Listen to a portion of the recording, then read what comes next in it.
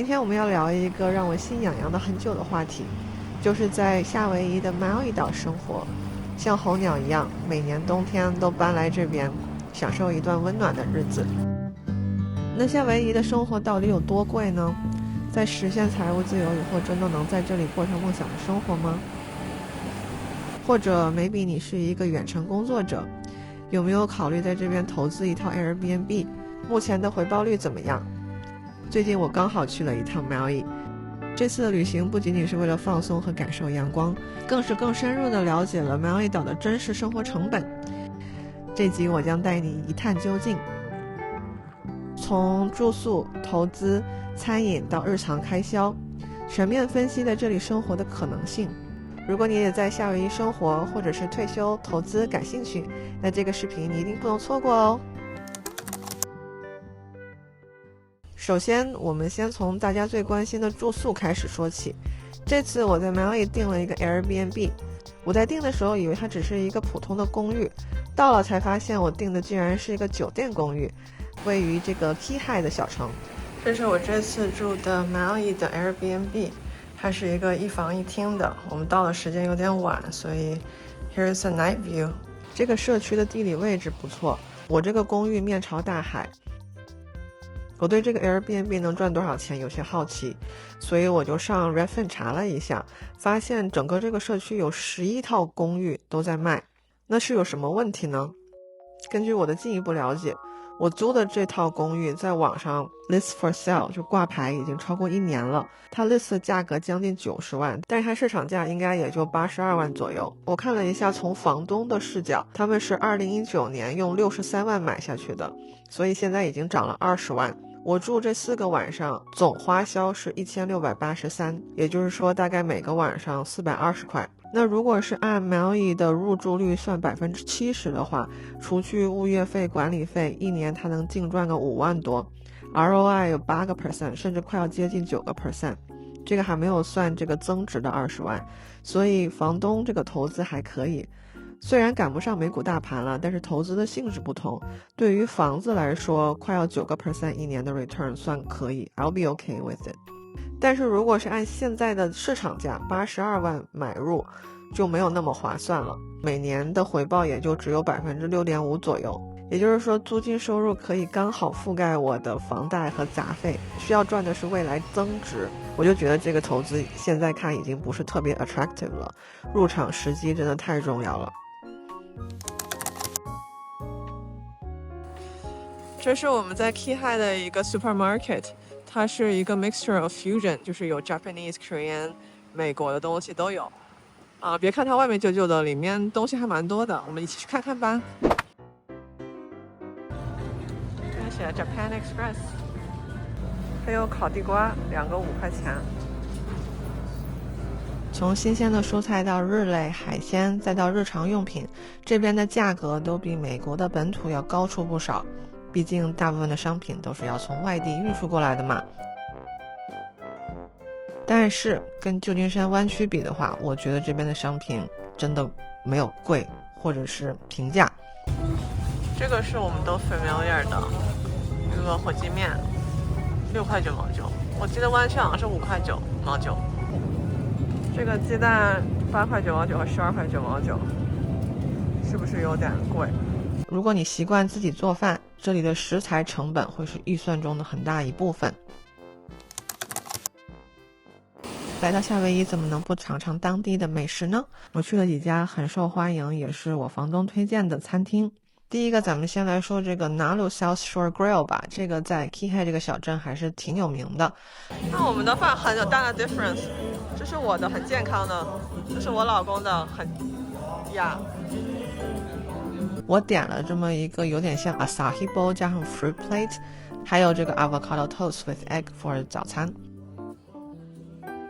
我老公点的是这个比较 traditional 的 American breakfast， 是这个 country waffle 和 fried chicken， 也还行，但是不如我的那么新鲜好吃。我们也去试了一下，夏威夷肯定要吃新鲜的 poke bowl。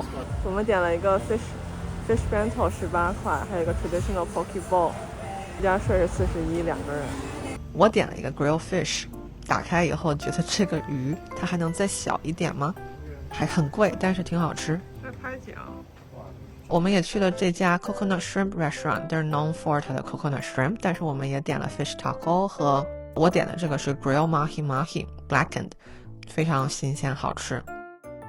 这一桌是53块。整个岛上有一个 Costco， 就在机场附近，我们去买了它的 Sushi Box， 虽然只有 Tuna 和 Salmon， 但是它吃起来还是蛮 fresh 的，也很便宜，比在外面我们吃的这家日本餐馆便宜了大概80%。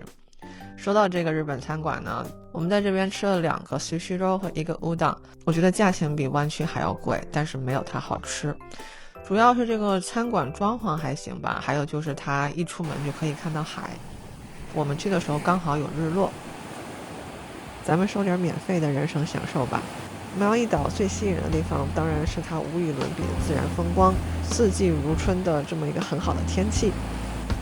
这次旅行我也去了哈拉阿库拉国家公园，主要是为了看它的日落。其实这个公园最有名的是去欣赏日出，但是我没办法起来，所以就去看了日落。我是提前2个小时就到了，那个时候就已经开始满了，所以如果大家要去的话，还是尽早去。一共开了快要1个小时40分钟。这边有一个很弯的山路，大概要走10几个 mile， 大家要注意。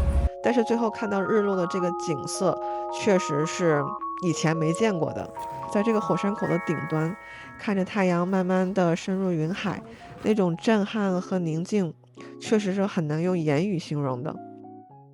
我还去逛了好几个美丽的海滩，我觉得Maui的海滩就到处都很美。这个就是我们住的 Hotel Condo， 走路后面的海，好美好美的。慢慢的散步，感受海风，海的温度大概是80度到85度Fahrenheit，所以对我来说就是刚入水的时候有点冷，但是之后很舒服。这些海滩都是免费开放的。最后我们来总结一下，对于一个2人家庭2026年每月的这个生活开支，住房我们算的是2居室吧，租金或者是房贷大概 range 是3800到4500美金，然后这个是包含房屋保险啊，还有火灾后的租金啊，也是处于高位的。饮食来说，去超市购买加上在外面吃，1个月大概是1600到2000。我算的这个外食是按2个人要80到100块这么一顿来计算的，大部分的费用还是在 Costco 采购。夏威夷的电费依然是全美最贵的，大概是4毛3一度，所以每个月的 utility 算600到800。那交通的话，肯定是要2辆车，每个人1辆，大概是每个月700到1000。医疗保健，比如说保险啊，还有一些杂费，我算的是对于 FIRE 的人群，就是你要自己付医疗保险，那你这样子每个月大概是900到1200。再算一点去娱乐呀、旅行啊、杂项啊，比如说去别的岛玩，或者是回美国探亲啊，或者是去日本玩，所以就算每个月1000到1500。所以这么总计下来，2个人过一个比较正常的生活，不奢侈，但是也没有非常节约，大概每个月是8600到11000美元，所以平均值就算9800一个月吧。总体来讲，毛伊岛确实很美，而且那边让我觉得没那么大压力。我说的这个压力，应该就是因为我住在硅谷，所以我总是感觉到一些 peer pressure。也不是说朋友的问题啊，但是每次见到朋友，大家还是会聊工作呀、赚钱啊、副业啊、投资啊。在苗语，我感觉我可以就是纯粹的慢下来，可以享受生活。我看大家也是慢慢悠悠的，就是打 pickleball 啊、散步啊，穿得很随意，然后就遛狗，就是很舒服、很悠哉的样子。但是要在这么美丽的地方长期生活或者提前退休，真的需要有非常充分的财务准备。它不是一个便宜的FIRE目的地，但是如果你追求的是这种高质量的生活和绝美的自然风光，并且有足够的钱来支撑的话，那它绝对是个值得的地方。